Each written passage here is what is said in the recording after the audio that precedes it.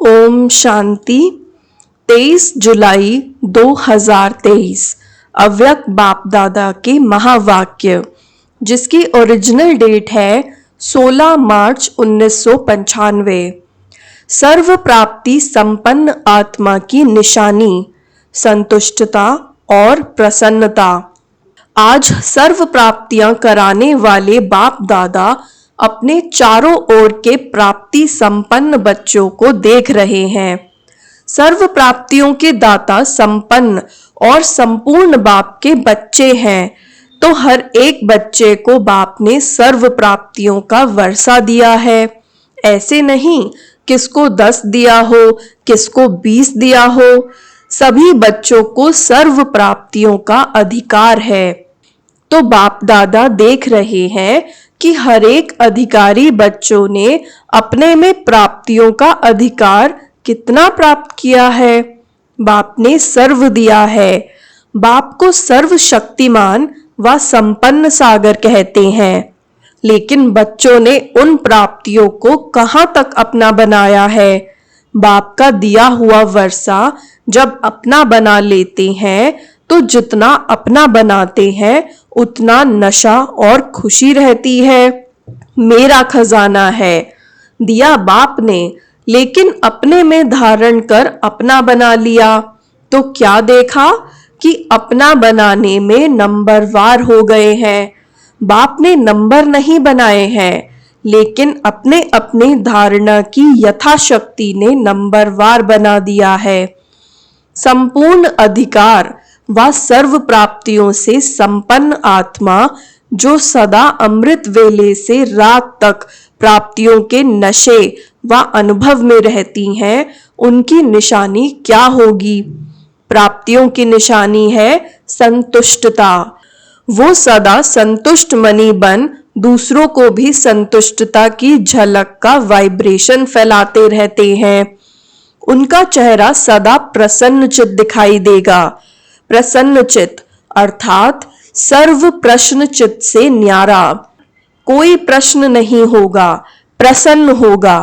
क्यों, क्या, कैसे, यह सब समाप्त। तो ऐसे प्रसन्नचित बने हो कि अभी भी कभी कभी कोई प्रश्न उठता है कि ये क्या है, ये क्यों है, ये कैसे होगा, कब होगा। ये प्रश्न चाहे मन में चाहे दूसरों से उठता है।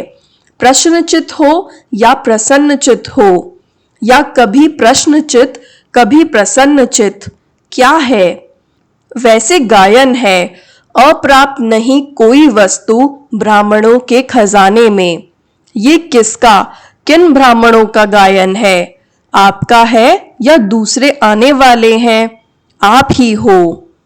तो जब कोई अप्राप्ति होती है ना, अप्राप्ति असंतुष्टता का कारण है। अपना अनुभव देखो, कभी भी मन असंतुष्ट होता है तो कारण क्या होता है? कोई न कोई अप्राप्ति का अनुभव करते हो तब असंतुष्टता होती है। गायन तो है अप्राप्त नहीं कोई वस्तु। ये अब का गायन है या विनाश के समय का? विनाश के समय संपन्न हो जाएंगे कि अभी होना है? जो समझते हैं कि हम सदा प्रसन्नचित रहते हैं, कभी भी किसी की बात में, चाहे अपने संबंध में चाहे दूसरों के संबंध में भी प्रश्न नहीं उठाता, सदा संतुष्ट रहते हैं। ऐसी संतुष्ट आत्माएं कितनी होंगी? बहुत हैं। अच्छा, जो समझते हैं सदा प्रसन्न रहते हैं, चाहे माया कितना भी हिलाए, लेकिन हम नहीं हिलते, माया को हिला देते हैं। माया नमस्कार करती है। ऐसा प्रसन्नचित औरों का भी क्वेश्चन मार्क खत्म कर देता है। नहीं तो स्वयं में अगर क्वेश्चन मार्क है तो कोई भी बात सुनेंगे, देखेंगे, कहेंगे हाँ ये तो होना नहीं चाहिए, लेकिन होता है। मैं भी समझती हूँ, होना नहीं चाहिए। मिक्स हो जाएंगे। उसके प्रश्न को और अंडरलाइन कर देंगे। टेका तो दे दिया ना कि हाँ ये ठीक नहीं है, लेकिन होता है। तो प्रसन्नचित्त उसको नहीं किया, लेकिन और ही प्रश्न को बढ़ा लिया। एडिशन हो गई। वैसे 1 का क्वेश्चन था, अभी 2 का हो गया, 2 से 4 का हो जाएगा। तो प्रसन्नचित्त वाइब्रेशन के बजाय प्रश्नचित्त का वाइब्रेशन जल्दी फैलता है। हाँ, ऐसा है, साथ दे दिया। आश्चर्य की मात्रा आ गई ना? हाँ, तो फुल स्टॉप तो नहीं हुआ ना? चाहे अपने प्रति भी, ये मेरे से होना नहीं चाहिए, ये मेरे को मिलना चाहिए, ये दूसरों को नहीं होना चाहिए। तो ये चाहिए चाहिए प्रश्नचित्त बना देती है, प्रसन्नचित्त नहीं। तो सभी का लक्ष्य क्या है? संतुष्ट, प्रसन्नचित्त। जिसका प्रसन्नचित्त होता है उसके मन बुद्धि के व्यर्थ की गति फास्ट नहीं होगी, सदा निर्मल, निर्माण होने के कारण सभी को अपने प्रसन्न चित्त की छाया में शीतलता देंगे। कैसे भी आग समान जला हुआ, बहुत गर्म दिमाग का हो, लेकिन प्रसन्न चित्त के वाइब्रेशन की छाया में शीतल हो जाएगा। कमजोरी क्या आती है? वैसे ठीक चलते हो, अपने रीति से अच्छे चलते हो, लेकिन जब संबंध संपर्क में आते हो तो दूसरे की कमजोरी देखते सुनते वर्णन करते प्रभाव में आ जाते हो। फिर कहते हो कि इसने किया ना, इसीलिए मेरे से भी हो गया। इसने कहा तभी मैंने कहा। उसने 50 बारी कहा, मैंने 1 बारी कहा। फिर बाप के आगे भी बहुत मीठी मीठी बातें रखते हैं। कहते हैं, बाबा आप समझो ना, इतना सहन कहाँ तक करेंगे? फिर भी पुरुषार्थी है ना, तो थोड़ा तो आएगा ना। बाप को भी समझाने लगते हैं। यहाँ जो निमित्त है उन्हों को बहुत कथाएं सुनाते हैं। ऐसा था ना, ऐसा था ना, ऐसा था ना, ऐसे ऐसे की माला जपते हैं।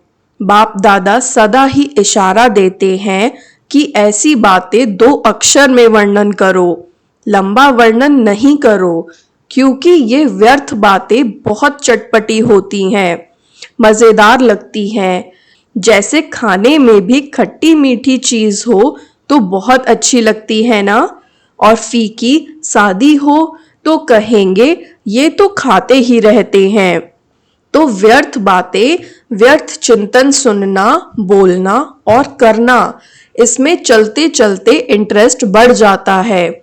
फिर सोचते हैं, मैं तो नहीं चाहती थी, लेकिन उसने सुनाया ना, तो मैंने कहा कि अच्छा उसका सुन ले, दिल खाली कर दे। उसकी तो दिल खाली हुई और अपने दिल भर ली। वो थोड़ा थोड़ा दिल में भरते भरते फिर संस्कार बन जाता है, और जब संस्कार बन जाता है तो महसूस ही नहीं होता कि ये रॉन्ग है। ये व्यर्थ संस्कार बुद्धि के निर्णय को खत्म कर देता है। इसीलिए सबसे सहज सदा संतुष्ट रहने की विधि है, सदा अपने सामने कोई न कोई विशेष प्राप्ति को रखो, क्योंकि प्राप्ति भूलती नहीं है। ज्ञान की पॉइंट्स भूल सकती है, लेकिन कोई भी प्राप्ति भूलती नहीं है। बाप से क्या क्या मिला, कितना मिला, वैरायटी पसंद आती है ना, एक जैसा पसंद नहीं होता। तो आप अपने प्राप्तियों को देखो, ज्ञान के खजाने की प्राप्ति कितनी है, योग से शक्तियों की प्राप्ति कितनी है, दिव्य गुणों की प्राप्ति कितनी है, प्रैक्टिकल नशे में खुशी में रहने की प्राप्तियां कितनी है। बहुत लिस्ट है ना। पहले भी सुनाया था कि कभी कोई गुण की प्राप्ति को सामने रखते हुए संतुष्ट रहो, क्योंकि एक गुण भी अपनाया तो जैसे विकारों का आपस में बहुत गहरा संबंध है। अगर बाहर के रूप में इमर्ज रीति से क्रोध है, लेकिन आंतरिक चेक करो तो क्रोध के साथ लोभ अहंकार होता ही है। ये सब आपस में साथी हैं। कोई इमर्ज रूप में होते हैं, कोई मर्ज रूप में होते हैं। तो गुण भी जो हैं, उन्हों का भी आपस में संबंध है। इमर्ज एक गुण को रखो लेकिन दूसरे गुण भी उनके साथ ही मर्ज रूप में होते हैं। तो रोज कोई न कोई प्राप्ति स्वरूप का अनुभव अवश्य करो। अगर प्राप्ति इमर्ज रूप में होगी तो प्राप्ति के आगे अप्राप्ति खत्म हो जाएगी और सदा संतुष्ट रहेंगे। वैसे भी देखो, दुनिया में भी मुख्य प्राप्ति सभी क्या चाहते हैं? हर एक चाहता है कि अपना नाम अच्छा हो, दूसरा मान और तीसरा शान। नाम, मान, शान ये प्राप्त करना चाहते हैं। आप भी क्या चाहते हो? आप भी तो यही चाहते हो ना? हद का नहीं, बेहद का। तो दुनिया वाले तो हद के नाम के पिछाड़ी दौड़ते हैं और आपका नाम विश्व में जितना ऊंचा है उतना और किसका है? तो आप अपने नाम को देखो। सबसे नाम की विशेषता ये है कि आपका नाम कौन जपता है? स्वयं भगवान आपका नाम जपता है। तो इससे बड़ा नाम क्या होगा? आपके नाम से अभी लास्ट जन्म में भी अनेक आत्माएं अपना शरीर निर्वाह चला रही हैं। आप ब्राह्मण हो ना, तो ब्राह्मणों के नाम से आज भी नामधारी ब्राह्मण कितना कमा रहे हैं। अभी तक नामधारी ब्राह्मण भी कितना ऊंचे गाए जाते हैं। तो आपके नाम की कितनी महिमा है। इतना श्रेष्ठ नाम आपका हो गया, इसीलिए हद के नाम के पीछे नहीं जाओ। मेरा नाम तो कभी किसी में लेते ही नहीं है। मेरा नाम सदा पीछे ही रहता है। सेवा मैं करती हूँ, नाम दूसरे का हो जाता है। तो हद के नाम के पीछे नहीं जाओ। बाप के दिल में आपका नाम सदा ही श्रेष्ठ है। जब बाप के दिल में नाम हो गया तो कोई सेवा में या कोई प्रोग्राम में या कोई भी बातों में आपका नाम नहीं भी आया तो क्या हर्जा? बाप के पास तो है ना। जैसे भक्ति मार्ग में हनुमान का चित्र दिखाते हैं ना, तो उसके दिल में क्या था? राम था। और बाप के दिल में क्या है? बच्चे। तो बच्चों में आप हो या नहीं हो? तो सभी का नाम है। देखा है? पक्का? कभी मिस हो गया हो तो? आप सभी का नाम है। तो और नाम के पीछे क्यों पड़ते हो? क्योंकि मेजॉरिटी यही नाम, मान, शान गिरता भी है और यही नाम, मान, शान नशा भी चढ़ाता है। तो प्राप्ति के रूप में देखो, अगर मानो कोई कारण से आपका नाम गुप्त है और आप समझते हो कि मेरा नाम होना चाहिए, यथार्थ है, फिर भी अगर किसी आत्मा से हिसाब किताब के कारण या उसके संस्कार के कारण आपका नाम नहीं होता है, आप राइट हो, वो रॉन्ग है, फिर भी उसका नाम होता है, आपका नहीं, तो विजयमाला में आपका नाम निश्चित है। इसीलिए इसकी भी परवाह नहीं करो। इस रूप में माया ज्यादा आती है, इसीलिए अभी गलती से नाम मिस हो भी गया, कोई हर्जा नहीं, लेकिन विजयमाला में आपका नाम मिस नहीं हो सकता। पहले आपका नाम होगा। तो अपने नाम की महिमा याद रखो कि मेरा नाम बाप के दिल पर है, विजयमाला में है। अंत तक मेरा नाम सेवा कर रहा है। और आपका मान कितना है? भगवान ने भी आपको अपने से आगे रखा है। पहले बच्चे, तो स्वयं बाप ने मान दे दिया।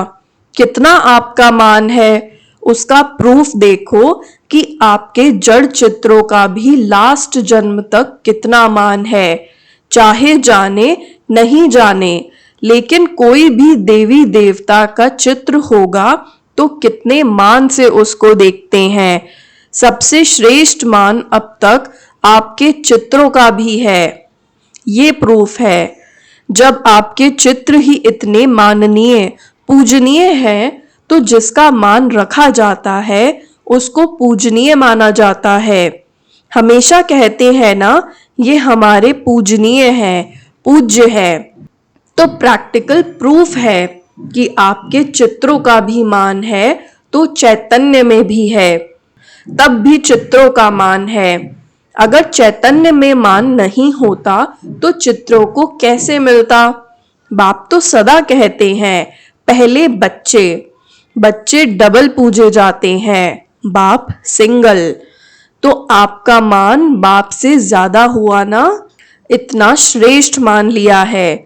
तो जब भी कोई हद के मान की बात आए तो सोचना कि आत्माओं का मान क्या करेगा जब परम आत्मा का मान मिल गया।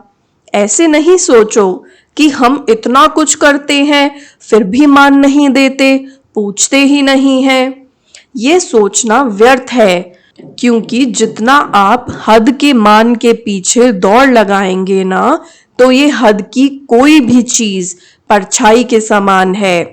परछाई के पीछे पड़ने से कभी परछाई मिलती है कि और आगे बढ़ जाती है? तो ये हद का मान, हद का नाम, ये परछाई है। ये माया के धूप में दिखाई देती है, लेकिन है कुछ भी नहीं। तो नाम भी आपको मिल गया, मान भी आपको मिला हुआ है, और शान कितना है। अपने एक एक शान को याद करो। और किसने शान में बिठाया? बाप ने बिठाया। बाप के दिल तख्त नशीन है।